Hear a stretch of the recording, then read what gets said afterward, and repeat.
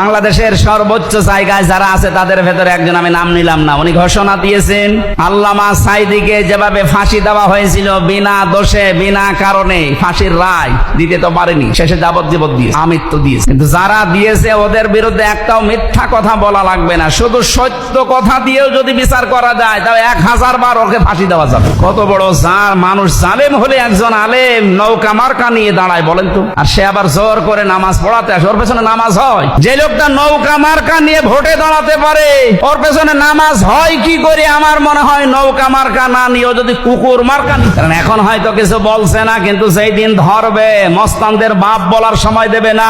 আল্লাহ আগস্টের 5 তারিখে যেমন দেয়নি দুপুরের খাবার খেয়ে যাবে, সে সময় দেয়নি, খালি 5 মিনিট চেয়েছিল যে একটু লিখে যায়, বলে কিসের লিখা আসতেছে। রংপুরের খেটে খাওয়া মানুষের এই ঘাম ঝরানো পয়সা আপনি 36,000 কোটি টাকা পাচার করলেন। আপনি মানুষ, আপনাকে তো 100 বার টুকরা করলেও এ দেশের মানুষের ঝাল মিটবে না। আরে ভাই, ওখানে যে ক্লাসগুলো নেয় তাফসির মাহফিলে, ওয়াজ মাহফিলে, এই ক্লাসগুলো 45 মিনিট 50 মিনিট করে উনি নেয়, সব অ্যাক্টিভ ভাবে। তাফসিরুল কোরআন মাহফিলে শব্দের জনক যিনি শহীদ আল্লামা দেলাওয়ার হোসাইন সাঈদী রহমতুল্লাহ আলাইহি।